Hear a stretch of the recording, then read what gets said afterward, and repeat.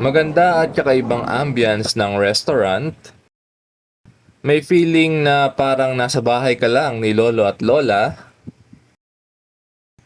Lumang bahay vibes kumbaga na may touch ng pagka-elegance. Kumpleto sa masasarap na pagkain with buffet choices or a la carte.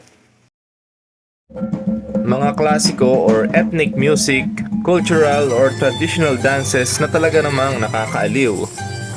Yan nga ang mga na-experience namin dito sa Barbara's Heritage Restaurant dito sa Intramuros.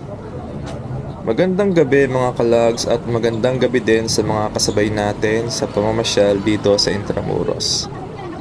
Dito nga nagpunta kami sa Barbara's Heritage Resto para mag-dinner.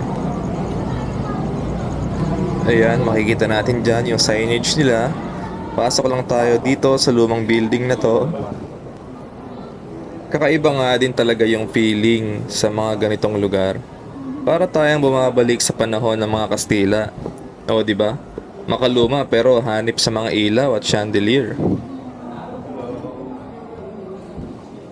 Sige, taas lang tayo. Ayan, go wifey, kaya yan kahit mabigat ang belly. Pagpasok pa lang makikita na natin na ang dami talagang kumakain. Merong buffet area dito at meron din namang bar dito sa gilid na pwede kayong mag-request ng mga drinks or mga teas, coffee, I think. And diretso lang tayo dito sa seat namin. Ayan, sakto, merong may birthday.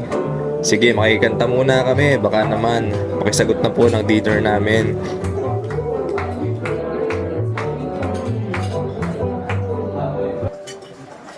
Bukod nga sa kakaibang vibe sa loob ng resto at syempre yung masasarap na pagkain, tulad niyan yung order namin, paella, salad, tsaka spinach pasta. Ang mas naging highlight sa pagpunta namin dito ay yung show nila. Hindi namin expected na may ganito kaya talagang nakakatuwa. Nagsisimula ang show nila ng around 7:30 PM. Mahaba yung show, halos lampas ng isang oras. Dito makikita natin kung paano yung mga sayaw nung unang panahon like karinyosa, tinikling. Meron ding mga musicals gamit yung mga traditional na instruments dito sa Pilipinas.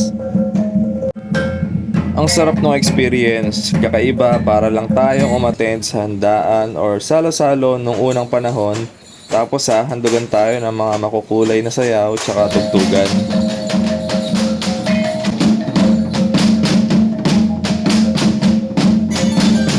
Ayan pa.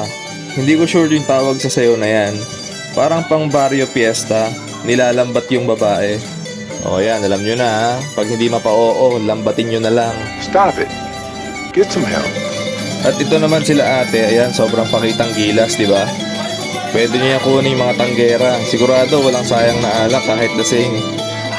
Magaling magbalanse ng baso ano? Nakahiga na, puno pa rin yung tagayan.